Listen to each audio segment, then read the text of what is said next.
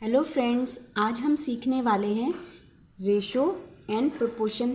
क्या होता है रेशो और प्रोपोर्शन के बीच में क्या डिफरेंस होता है। सबसे पहले हम देखते हैं कि रेशो क्या होता है। रेशो का मतलब होता है कंपैरिजन। अब हम कंपैरिजन किन के बीच में करते हैं? कंपैरिजन करने के लिए भी तो सेम चीज़ होनी चाहिए। जैसे कि एग्जांपल लेते हैं, दो बच्चे हैं, एक बच्चा है ए और एक बच्चा है बी। तो मान लेते हैं कि एक बच्चा है जो ए है, इसकी हाइट को हमें कंपैरिजन करना है दूसरे बच्चे बी की हाइट से। तो हम दो बच्चे ले रहे हैं, उनकी हाइट को ही हम आपस में कंपेयर कर सकते हैं ना। ऐसा तो नहीं कि हम हाइट का कंपैरिजन वेट से कर देंगे और वेट का कंपैरिजन हम हाइट से कर देंगे। इसलिए कंपैरिजन के लिए सेम यूनिट होनी चाहिए, तभी तो हम पता कर पाएंगे कि ए ज़्यादा लंबा है या ए छोटा है बी से, किसकी हाइट किससे ज़्यादा है, ये हमें कैसे पता चलेगा? कंपैरिजन करके। इसीलिए हाइट की जो कंपैरिजन होगा वो हाइट से ही हम करेंगे। इसीलिए हमेशा हाइट का कंपैरिजन हम हाइट से करेंगे, रुपीस का कंपैरिजन रुपीस के साथ होगा, किलोमीटर का किलोमीटर के साथ, मीटर का मीटर के साथ, वेट का वेट के साथ, लेंथ का लेंथ के साथ। इसी तरह से सेम यूनिट होनी चाहिए कंपैरिजन करने के लिए। एग्जाम्पल लेते हैं, मानते हैं कि दो बच्चे हैं, एक है ए और एक है बी। ए के पास है 10 रुपीज़ और बी के पास है 20 रुपीज़। अब हमें ये पता करना है कि ए के पास कितने रुपए बी से ज़्यादा हैं या कम हैं, या बी के पास ए से कितने रुपए ज़्यादा या कम हैं। तो हम कैसे करेंगे?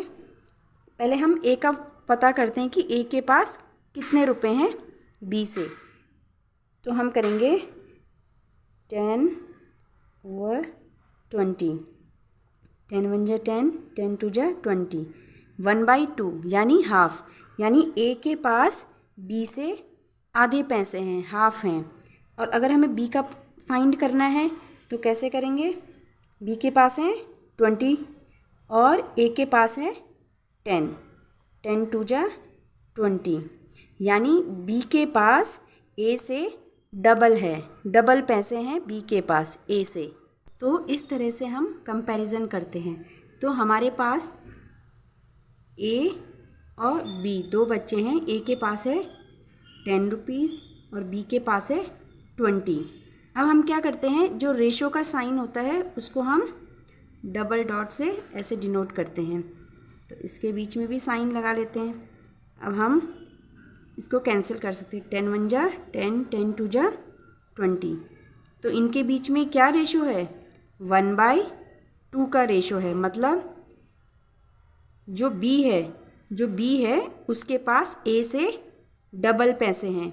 या हम ऐसे भी बोल सकते हैं कि यहाँ पे 1 है ना और यहाँ पे 2 है, तो ये 1 2 का हाफ है। या हम ऐसे भी बोल सकते हैं कि ए के पास बी से आधे पैसे हैं। इसी को ही हम रेशो बोलते हैं। आई होप आपको रेशो समझ में आया होगा। अब देखते हैं प्रोपोर्शन क्या होता है। रेशो में तो हमने देखा था कि हम दो यूनिट लेते हैं और उनको आपस में कंपेयर करते हैं, लेकिन प्रोपोर्शन में हम क्या करते हैं? दो रेशोज़ को आपस में कंपेयर करते हैं। जैसे कि हमने अभी एग्ज़ाम्पल लिया था कि एक है बच्चा ए और एक है बी, जिसके पास, जैसे कि ए के पास है 10 रुपीज़ और बी के पास है 20, यानी इन दोनों के बीच में ये रेशियो में है। और मैंने कहा था प्रोपोर्शन में हमेशा दो रेशियोज़ को कंपेयर करते हैं। तो यहाँ पे ये दो लोग हैं जिनके पास 10:20 में पैसे हैं। ऐसे ही दो लोग और हैं, मान लेते हैं वो दो लोग हैं सी और डी।